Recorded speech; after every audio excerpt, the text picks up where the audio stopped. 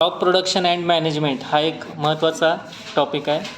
नवोदयच्या पेपरमधला 1-2 question याच्यातले असतात. काय ठीक आहे. Food is a substance that provides energy to do work, remain healthy and protects the body against various diseases and infections. It can be of plant origin or animal origin. फार महत्त्वाच्या गोष्टी एकाच वाक्यात सांगितलेल्या त्याने. जेवणाचा मूळ उद्देश हा फक्त भूक भागवणं असं नाही आहे. हेच याचं सार आहे. जेवणाचा मूळ उद्देश फक्त भूक लागली आणि खाल्लं असं बिलकुल नाही आहे. जेवणाचा मूळ उद्देश काय आहे? To provide nutrition. फर्स्ट काय आहे? न्यूट्रिशन. आपल्याला पोषक अन्नद्रव्य ही भेटली पाहिजेत, अन्न घटक हे भेटले पाहिजेत, हा एक मूळ उद्देश आहे. आणि दुसरा उद्देश आहे बॉडी बिल्डिंग. काय आहे? बॉडी बिल्डिंग म्हणजे बॉडीच्या बिल्टअपसाठी जे काही गरजेचे आहेत ते प्रोटीन्स आपल्याला भेटले पाहिजेत किंवा ते घटक आपल्याला भेटले पाहिजेत.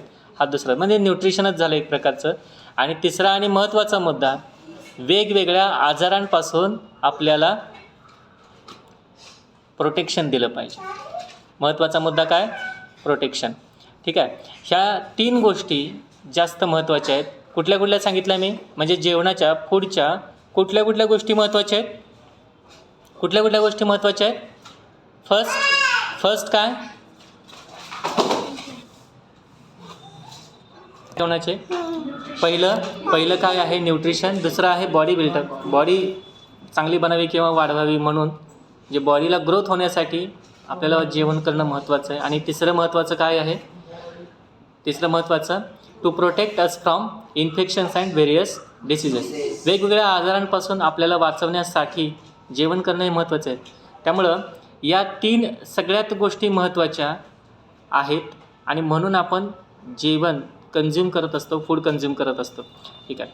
It can B plant origin or animal origin. जेवणाच्या बाबतीमध्ये 2 गोष्टी महत्त्वाच्या आहेत. एक, ते आपल्याला कुठून भेटतं आहे याच्यावरून आपण 2 टाईप ठरले आहेत. एक तर प्लांट ओरिजिन किंवा सेकंड आहे ॲनिमल ओरिजिन. मग प्लांट ओरिजिनमध्ये काय महत्त्वाचं आहे? प्लांट ओरिजिनमध्ये काय महत्त्वाचं आहे? झाडं किंवा पालेभाज्या. प्लांट ओरिजिनमध्ये काय आहेत? झाडं किंवा पालेभाज्या किंवा फ्रूट्स. काय महत्त्वाचे आहेत? फ्रूट्स. मग हे फ्रूट्स म्हणा किंवा प्लांट्स म्हणा, आपण हे खातो आणि त्यांच्या माध्यमातून आपल्याला हवे ते घटक म्हणजे न्यूट्रिशियस प्रोडक्ट्स मिळवू शकतो. लक्षात आलेलं आहे? त्याच्यानंतर यांच्यावरून आपल्याला दुसरं एक महत्त्वाचं म्हणजे काय की आजारांपासून सुद्धा रक्षण होतं. तुम्ही बघितलं असणार आहे की ड्रॅगन फ्रूटचा वापर कशासाठी केला जातो? व्हाईट सेल्स वाढवण्यासाठी केला जातो आहे. मग व्हाईट सेल वाढवत आहे म्हणजेच काय? फ्रूट खातो आहे. ॲपल खायला सांगतात. ॲपलविषयी म्हण पण आहे काय? Apple a day keeps a doctor away. म्हणजे काय? दररोज एक ॲपल खाल्लं पाहिजे जेणेकरून तुम्ही आयुष्यभर डॉक्टरला लांब ठेवू शकता. ठीक आहे. म्हणून तर ॲपल कॉस्टली काय आहे? ॲपल कॉस्टलीच असण्याचं कारण हेच आहे की ॲपलमध्ये जे न्यूट्रिशन्स आहेत ते मोठ्या प्रमाणात आहेत आणि त्यांचा वापर आपल्याला आजारापासून लांब ठेवण्यासाठी केला जाऊ शकतो. म्हणून ॲपल हे कन्झ्युम केलं पाहिजे. आता प्लांट ओरिजिन आणि ॲनिमल ओरिजिन हे 2 टाईपचे फूड आहेत. प्लांट ओरिजिनमध्ये सगळे येतात, हे फ्रूट्स येतात, व्हेजिटेबल्स येतात. आणि ॲनिमल ओरिजिनमध्ये काय येणार आहे? Meat, eggs. बरोबर आहे. हे पण ॲनिमल ओरिजिनमध्ये येतात. याच्यामध्ये ॲनिमल ओरिजिन हे जास्त प्रोटीनियस असतात. कसे असतात? जास्त प्रोटीनियस असतात. म्हणजे यांच्यातून आपल्याला प्रोटीन्स जास्त प्रमाणात भेटू शकतात किंवा ॲनिमल फॅट्स पण जास्त भेटतात. ठीक आहे. आणि त्याचा आपल्या बॉडीसाठी जास्त चांगला फायदा होऊ शकतो. बघा क्रॉप्स कुठले कुठले आहेत? Crops when plants of same type are grown and cultivated in field at large scale it is called as crop and the pattern of growing such crops is called as cropping pattern. काय म्हणणार? Cropping pattern. Crops काय असतात? एखादं झाड किंवा एखादी वनस्पती किंवा एखादा भाजीपाला आपण जर जास्त मोठ्या स्केलमध्ये जर प्रोडक्शन करत असू त्याचं, तर त्याला आपण काय म्हणणार आहे? क्रॉप म्हणणार आहे. लक्षात आलं आहे? म्हणजे त्याची शेती करणं यालाच आपण क्रॉप प्रोडक्शन असं म्हणणार आहे. आणि हे क्रॉप्स 2 पद्धतीचे असतात. हे क्रॉप्स कशा पद्धतीचे असतात? 2 पद्धतीचे असतात. एकतर क्रॉपिंग पॅटर्न यावरून हे ठरत असतात. आपल्या भागामध्ये कोणत्या पद्धतीचे क्रॉप्स येतात हे तिथल्या कशावरती अवलंबून असतात? हे टेम्परेचर म्हणण्यापेक्षा आपण ओव्हरऑल काय म्हणणार? वेदर. वेदरवरती डिपेंड असते. मग वेदर ज्या पद्धतीचं असेल त्या पद्धतीचे आपल्याकडं फ्रूट्स येणार आहेत किंवा व्हेजिटेबल्ससुद्धा येणार आहेत आणि त्यांचा वापर करून आपण प्रोडक्शन करतो, जे की सगळ्यांसाठी फायदेशीर आहे. बघा, त्याच्यामध्ये 2 प्रकारची क्रॉप्स असतात. हे तुम्ही लहानपणापासून ऐकलं असणार आहे. When plants of same type grown and cultivated in the field. Cultivated म्हणजे प्रोडक्शन करणे किंवा तयार करणे म्हणा. ॲट लार्ज स्केल, मोठ्या प्रमाणामध्ये जर आपण एखाद्या झाडाचं उत्पादन घेतलं तर त्याला आपण क्रॉप असं म्हणतोय. It is called as crop and the pattern of growing such crops is called as cropping pattern. That is wheat crop, paddy crop etcetera. The broad cropping patterns are. म्हणजे काय, गव्हाची शेती, तांदळाची शेती, अशा पद्धतीचे जे हे क्रॉपिंग पॅटर्न्स आहेत. तर 2 पद्धतीचे क्रॉपिंग पॅटर्न आहेत जास्त महत्त्वाचे. खरीप क्रॉप्स अँड रबी क्रॉप्स. खरीप पिकं आणि रबी पिकं. ठीक आहे. तर खरीप कुठले असतात बघा. The crops that are sown in a rainy season are called as kharif crops or summer crops. म्हणजे उन्हाळ्यामध्ये नांगरणी करायची आणि पाऊस पडल्यानंतर पेरणी करायची.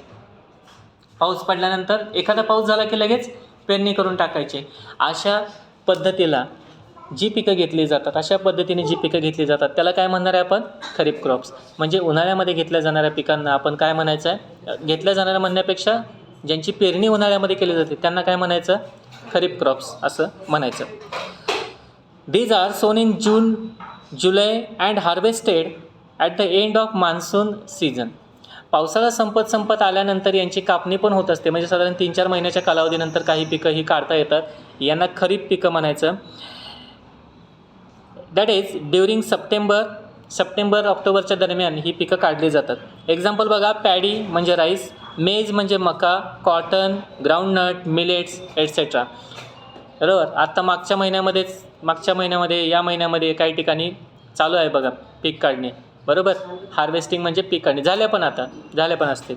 ठीक आहे. या सगळ्यांना खरीप पिकं असं म्हणतोय, खरीप क्रॉप्स. दुसरी पिकं असतात ती म्हणजे रबी क्रॉप्स.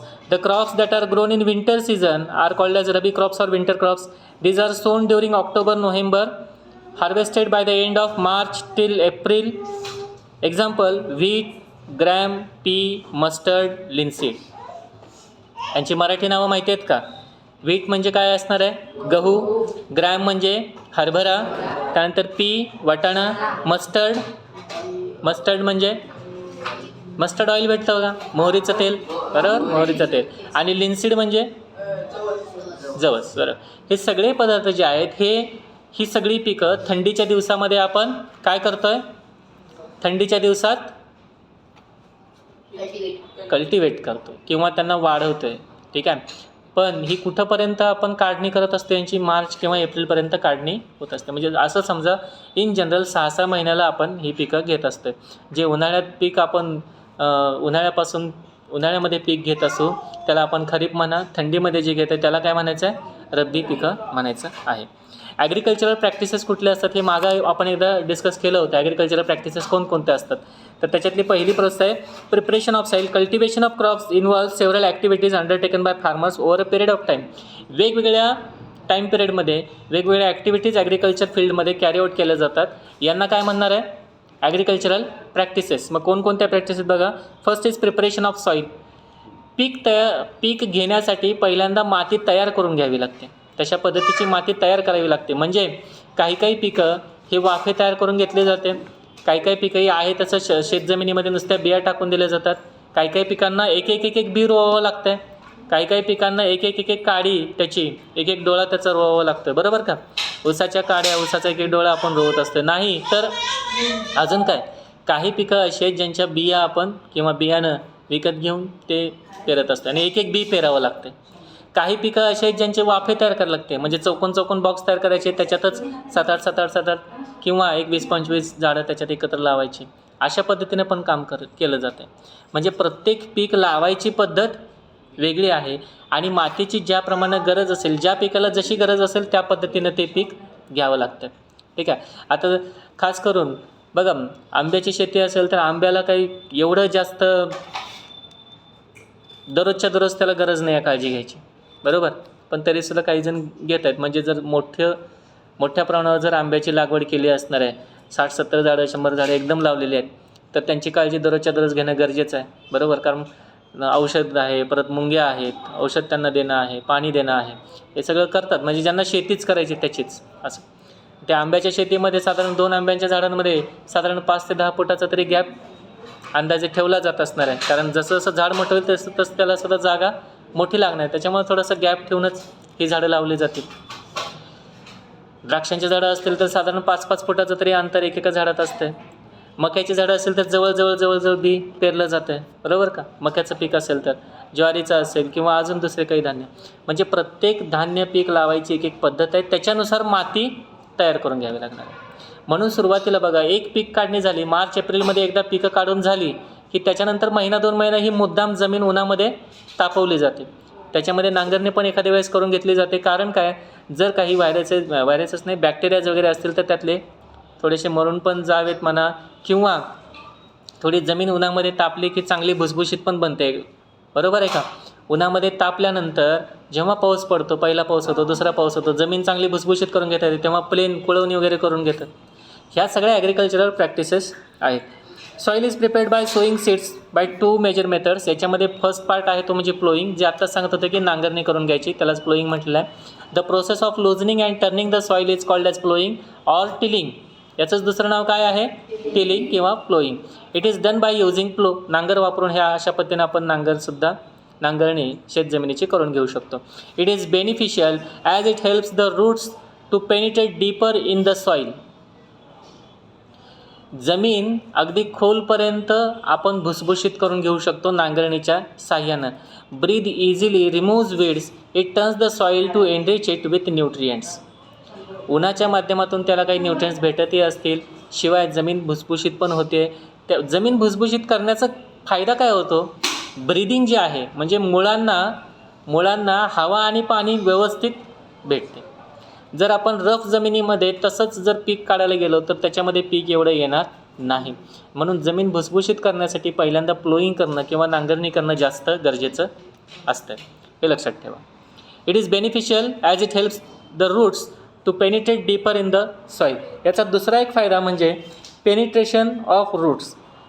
जमिनीमध्ये झाडांची मुळं ही खोलवर जावीत आणि झाड व्यवस्थित एका जागेवरती स्टेबल राहील, हा एक दुसरा फायदा याचा होतो. ठीक आहे. आणि त्याच्यामुळे त्यांना पाणी पण चांगलं भेटतं. जर मुळं व्यवस्थित वाढली तर मुळांच्यामुळं झाडाला पाणीसुद्धा चांगलं भेटणार आहे, हवा पण चांगली भेटणार आहे. ठीक आहे. जमिनीमध्ये जी थोडीफार हवा खेळती राहते भुसभुशीतपणामुळं, तो फायदा इथं होत असतो. म्हणून नांगरणी ही सगळ्यात महत्त्वाची प्रोसेस आहे पहिली. सेकंड आहे लेवलिंग, म्हणजे प्लेन करून घेणं. एकदा पेरणी झाल्यानंतर किंवा पेरणीच्या अगोदर एकदा लेवलिंग केली जाते. The ploughed soil becomes loose therefore to prevent soil erosion. आता जमीन ज्या अर्थी लूज पडलेली असते त्या अर्थी जमिनीची धूळ सहज उडून जाऊ शकते, लक्षात येते. म्हणून जमिनीला प्लेन करून घेतलं जातं. एखादा पाऊस होईपर्यंत वाट पण बघितली जाते, बरोबर का. एखादा पाऊस पडला की लगेच जमीन प्लेन करून घेतली जात असते.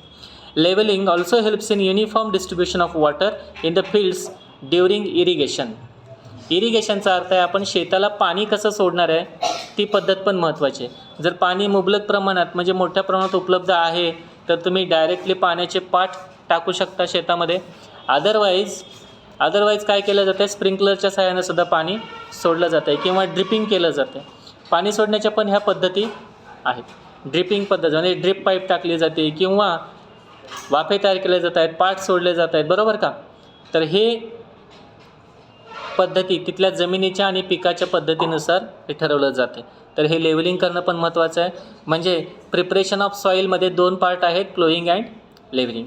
सेकंड आहे ॲग्रिकल्चरल इम्प्लिमेंट्समध्ये काय येतं, पहिलं येतं आहे agricultural practice are done by using various tools. This tools are called as agricultural implements. These include plough and seed drill cultivator. Seed drill cultivator म्हणजे काय आहे, बिया टाकण्यासाठी पण एक विशिष्ट यंत्रणा असते. तुम्ही बघितलं असणार आहे, 4-5 पाईप असतात त्याला आणि वरच्या बाजूला एक होल असणारं असते, बरं का, पार्ट असतो असा. आणि त्याच्यातून नुसतं धान्य आपण वरून टाकायचं. ते 4-5 पाईपमधून वेगवेगळ्या 4-5 रोजमध्ये एकदम त्या बिया पडत जात असतात. बघितलं असलं, ठीक आहे. तर हे काय आहे, sowing. It is the process of scattering or putting seeds into the soil. काही बिया आपण हाताने पण टाकत जातो, पण हाताने टाकायला वेळ लागतो. आता मॉडर्न पद्धतीनं शेती करण्यामध्ये ट्रॅक्टरच्या सहाय्यानं सुद्धा आपण ह्या बिया पेरू शकतो. So as it to grow a new crop plant it is done with the help of traditional tools of funnel shape tool. पूर्वी ट्रॅक्टरच्या अगोदर फनेल शेप म्हणजे नळकांड ज्या पद्धतीचं असते त्या पद्धतीचं पूर्वी एक इम्प्लिमेंट म्हणजे ॲग्रिकल्चर इम्प्लिमेंट म्हणजे एक वस्तू शेतीमध्ये उपयोगी पडणारी ती असायची आणि त्याच्या माध्यमातून बिया खाली टाकल्या जायच्या. म्हणजे ते एक प्रकारचं नांगरच असतो, त्याच्यावरती थोडंसं ड्रिल पाईपसारखं प्रोजेक्शन असते आणि वरून आपण फक्त बी टाकत राहायचं, त्या बिया आपोआप पेरल्या जात आहेत. ही एक पद्धत आहे. सीड ड्रिल जी मेकॅनिकल मेथड आहे युजिंग ट्रॅक्टरच्या माध्यमातून आता सीड ड्रिलच्या माध्यमातून सुद्धा सोईंग म्हणजे पेरणी केली जाते. ॲडिंग मॅन्युअर अँड फर्टिलायझर, नुसतं पेरणी करून थांबून चालणार नाही. थोडासा पाऊस वगैरे झाला की बारीक गवत येणं चालू असते. हे गवत काढण्यासाठी सुद्धा थोडेफार विडीसाईड्स म्हणजे गवत मारून टाकणारी औषधं मारावी लागतात पिकाला सांभाळून. त्याच्यानंतर गवत जे हाताने काढता येण्यासारखं ते काढून टाकलं पाहिजे. बरोबर, पाऊस पडल्यामुळे लगेच गवत यायला सुरू होते आणि पिकापेक्षा जास्त फास्ट वाढत असते, त्याच्यामुळे विडीसाईड मारले पाहिजे. त्याच्यानंतर फर्टिलायझर्स म्हणजे पिकाच्या वाढीसाठी उपयोगी असणारी जी काही औषधं आहेत शेतीतली ती त्यांना दिली पाहिजेत. त्यालाच आपण मॅन्युअर अँड फर्टिलायझर म्हणतो आहे. Some substances are added in the soil to provide nutrients to the plant for their healthy growth. झाडं व्यवस्थित वाढण्यासाठी, हेल्दी ग्रोथचा अर्थ काय आहे, झाडं व्यवस्थित वाढण्यासाठी त्यांना या गोष्टी करणं गरजेचं आहे. हे न्यूट्रिएंट्स देणारे पदार्थ टाकणं गरजेचं आहे. आणि न्यूट्रिएंट्स भेटतात कुठून? मॅन्युअर्स अँड फर्टिलायझर्समधून भेटतात. बघा, manures are organic substances that are derived from decomposition of plant and animal waste like cow dung, urine etcetera. Plant animal waste are dumped in pits at open places and are allowed to decompose by some microorganisms. The decomposed matter is used as organic manure. बऱ्याचदा शेतीमध्ये जी जनावरं असतात मग ती स्वतःकडे नसेल तर दुसऱ्याच्या शेतीतल्या जनावरांचं शेण वगैरे गोळा केलं जातं आणि ते एका खड्ड्यामध्ये टाकलं जातं शेतामध्येच, जे डिकम्पोज होतं आणि ते डिकम्पोज झाल्यानंतर एक प्रकारचं खत, चांगल्या पद्धतीचं खत तयार होते आणि तेच खत आपण शेतीमध्ये वापरू शकतो. ठीक आहे, त्यालाच मॅन्युअर असं म्हटलेलं आहे. Fertilizers are chemical substances which are rich in particular nutrient. Example urea, तिथे नाव चुकलेलं आहे, तिथं काय आहे नाव? युरिया नाव आहे, ते युनिया झाले बघा, तिथं युरिया आहे. त्यानंतर अमोनियम सल्फेट, पोटॅश एटसेट्रा, याला NPK म्हणतात. बरोबर का? NPK, तुम्ही जर खतांची पोती बघितली तर त्याच्यावरती NPK लिहिलेलं असतं. नायट्रोजन, पोटॅशियम, अमोनियम सल्फेट वगैरे अशा पद्धतीच्या गोष्टी या फर्टिलायझरमध्ये ज्या शेतीसाठी उपयोगी आहेत अशा वापरल्या जातात. ठीक आहे, म्हणजे मॅन्युअर्स अँड फर्टिलायझर्स वापरून आपण शेती ही आणखीन चांगल्या पद्धतीनं करू शकतो. लक्षात यायला लागलं? पुढं बघा, इरिगेशन. बरं, आता नुसतं खत टाकून उपयोग नाही. एक लक्षात घ्या, जेव्हा आपण खत टाकतो किंवा केमिकल्स वापरतो तेव्हा जमिनीचं टेम्परेचर वाढलेलं असतं. कारण खतामध्ये हीट, खतामधले जे काही पदार्थ आहेत त्याच्यामुळे जमिनीची हीटसुद्धा वाढते, वरून ऊन पण पडते आणि त्याच्यातून खतं टाकली की जास्त जर खतं टाकली तर पिकं जळून जातात. जास्त जर खतं टाकली नुसतेच तर पिकं जळून जातात. म्हणून त्याच्यासोबत थोडं पाणी पण दिलं पाहिजे. आणि शिवाय पाण्याची तर गरज असते, कारण कुठल्याही गोष्टीच्या वाढीसाठी, वनस्पतीच्या वाढीसाठी पाण्याची ही जास्त गरज असते. त्यामुळं इरिगेशन हे जास्त महत्त्वाचं आहे. बरं, पाणीसुद्धा किती प्रमाणात सोडलं पाहिजे ते कशावरती ठरतं आहे? पीक कशा पद्धतीचं आहे त्याच्यावरती. उसाला पाणी जास्त लागते, पाणी जास्त सोडलं पाहिजे. बरोबर आहे. काही झाडं असे असतात ज्यांना जास्त पाण्याची गरज नसते, थोडे पाणी जरी सोडलं तरी त्यांचं चालतं. अशांना त्याच पद्धतीनं पाणी सोडलं पाहिजे. हे सगळ्यात जास्त महत्त्वाचं आहे. तो irrigation to maintain the moisture of the soil, the fields are watered regularly. मग काही झाडं अशी आहेत ज्यांना रेग्युलर वॉटर सप्लाय करणं गरजेचं आहे, दररोजच्या दररोज त्यांना पाणी देणं गरजेचं आहे. काही पिकं अशी आहेत ज्यांना आठवड्यातून एखाद्या वेळेस 2-3 वेळेस पाणी दिलं तरी चालतं. काही पिकं अशी आहेत ज्यांना किमान महिन्यातून 15-20 दिवसातून एकदा दोनदा तरी पाणी मिळलं पाहिजे. अशा पद्धतीनं हे होत असतं. ठीक आहे, इरिगेशन हे महत्त्वाचं आहे. The process of supplying water at regular intervals is called as irrigation. The process of supplying water at regular intervals म्हणजे एका विशिष्ट कालावधीमध्ये पाणी थोडं का होईना पिकांना दिलं पाहिजे. या प्रोसेसला आपण काय म्हणतो आहे? इरिगेशन असं म्हणतो. ठीक आहे, नेक्स्ट बघा, the source of water for irrigation are wells, tubewells, ponds, lakes, rivers, dams and canals. इथले जे सोर्सेस आहेत हे सगळे सोर्सेस तुम्हाला माहिती असतील. बघा, वेल्स म्हणजे काय आहेत? विहिरी, ज्या स्टील म्हणजे थांबलेले सोर्सेस आहेत ते पाण्याचे, बरोबर आहे, ज्याच्या झऱ्यांच्या माध्यमातून ह्या विहिरी काम करत असतात. सध्या त्याच्याकडे नका लक्ष देऊ, तुम्ही आपलं इकडे लक्ष द्या, हे चालत राहील, इकडे लक्ष द्या. बघा, वेल्स म्हणजे काय? विहिरी, ज्याच्यामध्ये थांबलेलं पाणी असतं, एका जागेवर पाणी असतं. बरं, ते जर बाकी काही सोर्सेस अवेलेबल नसतील तर आपण विहिरीतलं पाणी पिकांसाठी वापरू शकतो, बरोबर आहे. त्याच्यानंतर दुसरं काय दिलं आहे? ट्यूबवेल म्हणजेच काय? आपण त्याला बोरवेल असं म्हणतोय. त्याचंसुद्धा पाणी वापरता येतं. जर विहिरीतलं पाणी कमी पडत असेल, उन्हाळ्यामध्ये वगैरे बऱ्याच ठिकाणी पाणी कमी पडतं विहिरीचं, कारण विहिरीतला जो झरा आहे त्यालाच पाणी कमी आलं तर विहिरीत तरी पाणी कुठून येणार? त्याच्यामुळं बोरवेलचं सुद्धा पाणी कधी कधी वापरलं जातं आहे. त्याच्यानंतर पॉन्ड्स म्हणजे जी गाव पातळीवरती छोटी छोटी तळी आहेत त्याच्यामध्ये सुद्धा पाणी असतं. ते पाणी जर कमी पडलं, म्हणजे विहिरीलाही पाणी नाही आहे, तळ्यालाही पाणी नाही आहे, तर अशा वेळेला तळ्यातलं पाणी मोटर लावून शेतापर्यंत आणलं जात असते, ते सुद्धा वापरतात आहे. लेक्स म्हणजे सुद्धा तळेच. त्याच्यानंतर रिव्हर्स, नदी जवळ असेल तर मोटर लावून वगैरे आपण नदीतलं पाणीसुद्धा घेऊ शकतो. पण असं करणं हे सध्या सगळीकडं बंद केलेलं आहे. असं करता येत नाही, कारण प्रत्येकजण जर नदीतलंच पाणी वापरायला लागला डायरेक्ट मोटर लावून, तर एक तर तिथं म्हणजे थोडंफार हे इल्लिगल पण आहे, इल्लिगल ॲक्टिव्हिटी आहे. नाही, डायरेक्ट नदीतलं पाणी आपण घेऊ शकतो का? ज्यांचं शेतीकडेला आहे शेत, त्यांचं नदीकडेला ज्यांचं शेत आहे त्यांच्यासाठी ठीक आहे, पण बाकीच्यांना त्याचा काही फायदा विशेष होत नाही. केवढी मोठी पाईप टाकावी लागेल? आता नदीपासून समजा चाकणच गाव म्हटलं तरी जवळपास एक 5-10 किलोमीटर तरी पडतं आहे नदी. इथून 5 किलोमीटर तरी आहे. भामची वाकीकडची नदी झाली किंवा शिलपिंपळगावची नदी म्हटली तरी 10-10 किलोमीटरचं अंतर आहे.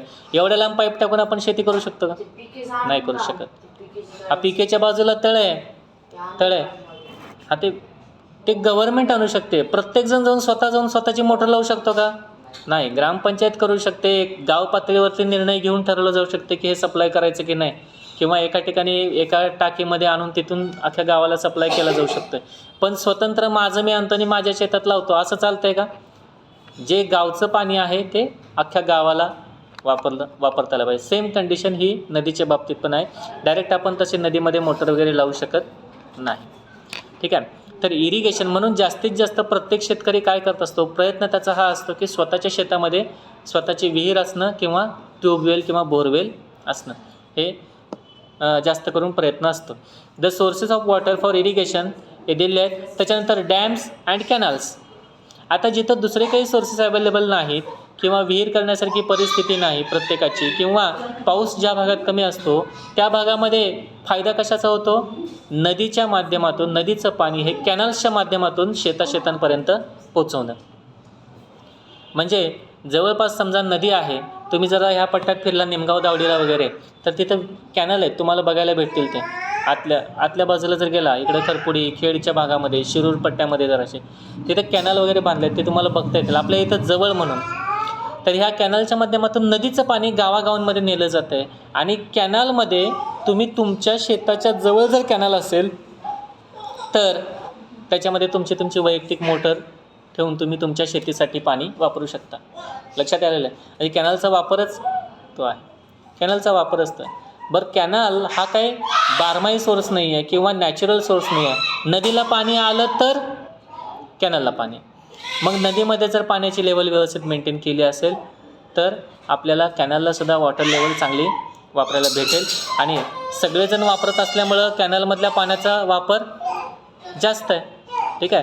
त्याच्यामुळं थोडंसं त्या वापरावरती सुद्धा नियंत्रणं असतात. आणि म्हणून लाईट विशिष्ट वेळेमध्ये सोडली जाते, त्या वेळेतच आपण बरोबर वापरायचं असतं. लक्षात यायला लागलं? बघा पुढं, protection from weeds while the plants. एक पॉईंट राहिला. The traditional methods of irrigation involves मोट ऑर पुली सिस्टीम, ढेकली ऑर चेन पंप एटसेट्रा. आता पुली सिस्टीम माहिती आहे सगळ्यांना. इथं मेदनक्रावडीला सुद्धा बघायला भेटते पुली सिस्टीम, इथं आहे त्या विहिरीवरती, ठीक आहे. त्याच्यानंतर ढेकली म्हणजे काय माहिती आहे का तुम्हाला? ढेकली म्हणजे माहिती नाही? हे बघा अशा पद्धती सिस्टीम असते. एक एक ते नव्हे ढेकली म्हणजे हे एका बाजूला उभं राहायचं म्हणा, किंवा ती आपल्याकडे जास्त वापरत नाही. एका बाजूला उभं राहायचं, एकीकडचा एक पार्ट हा पाण्यामध्ये बुडवला जातो. एक पार्ट हा पाण्यामध्ये बुडवला जातो आणि परत ते पण आहे, ते ढेकली आहे ना. ती पण सिस्टीम आहे. म्हणजे रहाट झालं, बैल बांधून ते चाक फिरवलं जातं, ते पण आहे. त्याच्यानंतर पुली सिस्टीम पण वेगळी आहे. आणि अजून एक सिस्टीम, एका बाजूला पाय ठेवायचा, एका बाजूला माणूस उभा राहतो, तो पाण्यात बुडतो. दुसरी साईड पाण्यात बुडते, माणूस नाही पाण्यात बुडत, दुसरी साईड पाण्यात बुडते आणि तो जरासा पाय प्रेस करतो आणि त्याच्यातनं पाणी येऊन दुसरीकडं पडतं. हे असं पण एक सिस्टीम आहे. म्हणजे हा जुगाड आहे एक पद्धतीचा, ही काय प्रॉपर मेथड नव्हे. ठीक आहे. त्याच्यानंतर एक सायफन नावाची पद्धत असते. सायफन माहिती आहे का तुम्हाला? सायफन कधी ऐकू नये? सायफन इथं ते दिलेलं नाही आहे, पण सायफन म्हणजे काय सांगतोय का? लक्ष द्या. एक पाईप असते, ती पाईप आपण कॅनलच्या पाण्यामध्ये म्हणजे वाहत्या पाण्यामध्ये ती नुसतीच पाईप टाकायची. म्हणजे एक टेक्निक आहे आणि ते थोडं नाही म्हटलं तरी काय म्हणता येईल त्याला, हाताचं स्किल आहे ते एक प्रकारे. ते सायफन नुसतीच पाईप टाकायची आणि ओढून घ्यायचं. म्हणजे त्या एअर प्रेशरच्या मुळं ते पाणी आपोआपच बाहेर येतं. सायफन एक 2-3 वेळेस असं पाणी घेऊन सोडायचं आणि डायरेक्ट एकदा जर पाण्यामध्ये टाकून दिलं पाईप, की त्या पाईपमधनं पाणी हे कंटिन्युअस बाहेर येत राहतं विदाऊट युजिंग इलेक्ट्रिसिटी. म्हणजे कुठली मोटर बसवायची गरज नाही, की काही नाही, डायरेक्टली आपण ते पाणी वापरू शकतो. पुढे बघा, many methods are adopted by farmers to remove protection from weeds. त्याच्यातला पहिला पॉईंट बघा. While the plants are grown in the field, many small unwanted plants also germinate and grow in the field along with the crop plants. These are unwanted wild plants that grow along with the cultivated crops are called as weed. ज्यांची आपल्याला गरज नाही अशी काही झाडं आपल्या main पिकासोबत वाढत असतात आणि यांना आपण काय म्हणतोय? वीड्स किंवा गवत असं म्हणतो. Many methods are adopted by farmers to remove these weeds and to control their growth. These methods include tilling, using hoe, spraying of weedicides like 2,4-D and manually removing them by hands. 2-4 पद्धती आहेत. Direct 2,4-D वापरा, हे औषधाचं नाव आहे 2,4-D. जे विडीसाईड आहे, गवत तेवढंच स्प्रे केलं जातं, म्हणजे पीक सोडून तेवढंच स्प्रे केलं जातं. कधी कधी काय करतात, समजा झाडं एवढी छोटी वाढली, बियांमधनं रोपटं छोटंसं वाढलं की त्या रोपट्यावरती एखादी टोपली ठेवायची आणि त्याच्या बाजूनं औषध मारायचं. म्हणजे त्या रोपट्यावरती औषध पडत नाही, त्या टोपलीवरती औषध पडतं. लक्षात आलं का? म्हणजे फक्त त्याच्या साईडचं गवत मारण्यासाठी ही पद्धत वापरली जात असते. कधी कधी काय केलं जातं, छोटंसं रोप वाढलं आहे तर आत्ता सध्या एक अर्धी बॉटल जी असते प्लास्टिकची, ती बॉटल अर्धी तोडायची, ती तेवढ्याच रोपट्यावरती उलटी ठेवायची आणि त्याच्या बाजूनं विडीसाईड मारून टाकायचं. म्हणजे त्याच्या शेजारचं गवत सगळं निघून जातं.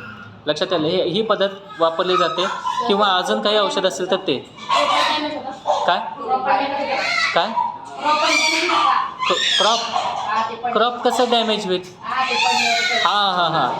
जर ते टोपण लावलं नाही किंवा त्याच्यावरती काही झाकलं नाही आणि त्याच्यावरती जर ते औषध या पिकावरती पडलं, तर मात्र ते पीक जळून जाईल, ते झाड जळून जाईल. त्याच्यामुळं ते महत्त्वाचं आहे. लक्षात आलेलं आहे?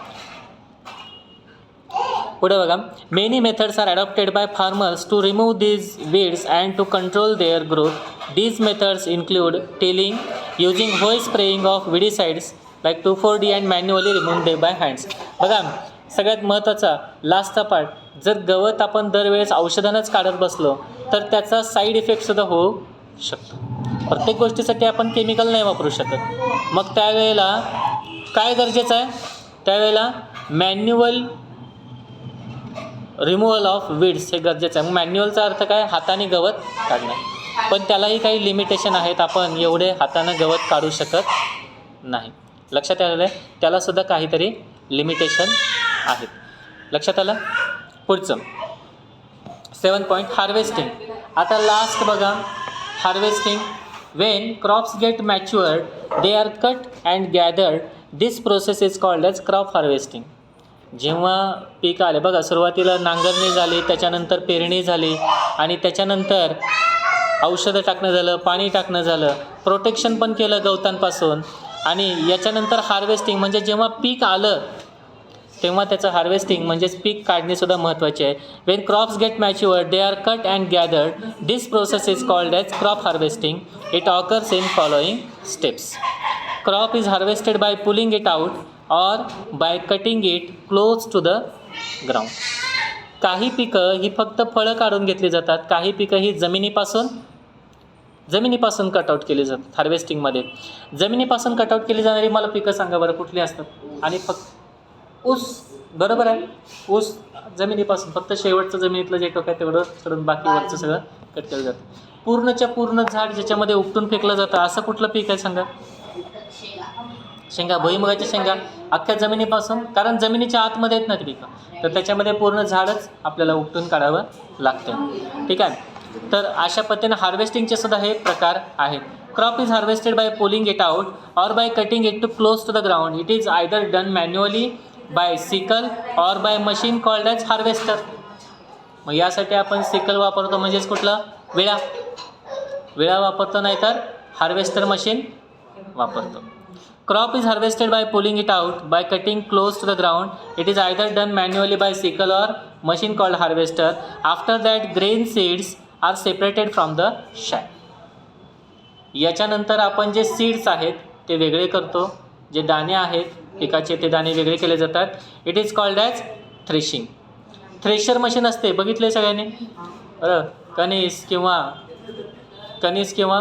अख्खं कणीस त्याच्यामध्ये टाकलं जातं आणि त्याच्यातले फक्त दाणे वेगळे, ते चाळून पण काढते सगळं, बरोबर. ही थ्रेशर मशीन असते. This is carried out with the help of machine called combine which is a combination of harvester and thresher. Harvester म्हणजे पीक काढणारं आणि थ्रेशर म्हणजे काय आहे, दाणे सेपरेट करणारं मशीन. या दोघांचं कॉम्बिनेशन म्हणजे combine. Then the grains are separated from chaff by the process called as winnowing. Chaff म्हणजे काय, त्यातला जो थोडाफार जो कचरा वगैरे राहिला असणार आहे तो कचरा नाही म्हणता येणार त्याला, पाचोळा म्हणता येईल. तो बाजूला काढला जातो कशाच्या माध्यमातून, विनोईंगच्या माध्यमातून. विनोईंग नावाची प्रोसेस आहे. विनोईंगमध्ये काय केलं जातं, हवेला धरलं जातं किंवा फॅनच्या समोर वगैरे धरलं जातं आणि त्यातलं शॅफ हे मशीनमध्ये पण असतं, बरोबर. तर ते करून आपण हार्वेस्टिंग करू शकतो, हे दाणे आपण वेगळे करू शकतो. आणि लास्ट पार्ट आला याच्यामध्ये स्टोरेज. सगळ्यात महत्त्वाचं आहे ते स्टोरेज, म्हणजे अन्नधान्याची काढणी. अगदी यांनी बघा म्हणजे शेती कशी करायची हे जवळपास सगळे पॉईंट्स सांगितलेले आहेत. Storage, since the crops grains have to be kept for longer time, they should be safe from moisture, insects, microorganisms. microorganisms म्हणजे नुसती पीक काढून फायदा नाही, नुसतं पीक काढून फायदा नाही आहे. पीक काढण्याबरोबर त्याला व्यवस्थित साठवून पण ठेवलं पाहिजे. पीक काढण्याबरोबर त्याला व्यवस्थित साठवूनसुद्धा ठेवलं पाहिजे, म्हणजे त्याचे शत्रू भरपूर आहेत. लक्षात आलं आहे. म्हणजे शेतात असताना पण त्याला शत्रू भरपूर होते आणि शेतातून काढल्यानंतर सुद्धा शत्रू भरपूर होते. आता शेतात असताना कुठले कुठले शत्रू होते त्याला, पिकाला कोण होते, वीड्स, पहिलं तर गवत, बरोबर. त्याच्यानंतर काही छोटे मोठे किडे असतील किंवा समजा भुईमुगासारखं पीक असेल तर काही प्राणीसुद्धा उपद्रवी असतात. मुद्दाम येऊन ते पीक खायचं पण नाही, नुसतंच उकरून फेकून द्यायचं, बरोबर का. त्यानंतर पक्षी असतात, बरोबर. मोर असतात, मोरसुद्धा भरपूर नुकसान करतात शेताचं, ठीक आहे. मोर, लांडोर नुसतंच यायचं आणि ते बिया वगैरे काढून टाकतात. म्हणजे छोटी छोटी झाडं असताना जर समजा पेरणी केली ना तर त्या बिया वेचून खातात मातीमधल्या. असेही काही पक्षी असतात, बरोबर का. म्हणजे पेरणी केल्याच्या 1-2 दिवस अगोदर त्याला जपावं लागतं तोपर्यंत, ठीक आहे. म्हणजे यांच्यापासून वाचून त्यासाठी काही पिकांवरती जाळी वगैरे लावतात ना, मग त्याला घाबरून म्हणजे कोणीतरी माणूस थांबलाय असं म्हणून ते येत नाही, ठीक आहे. ते पण आहे. म्हणजे जर एवढं सगळं पार पडल्यानंतर जेव्हा शेवटी पीक येते त्याच्यानंतरसुद्धा त्याची काळजी घेणं गरजेचं असतं. कारण जेव्हा धान्य येतं ते खायलासुद्धा काही मुंग्या येतात, किडे असतात, उंदीर असतात, बरोबर, घुशी असतात. हे सगळं ते पीक खाण्याच्या भानगडीमध्ये असतात. मग त्यांच्यापासूनसुद्धा व्यवस्थित स्टोरिंग केलं पाहिजे.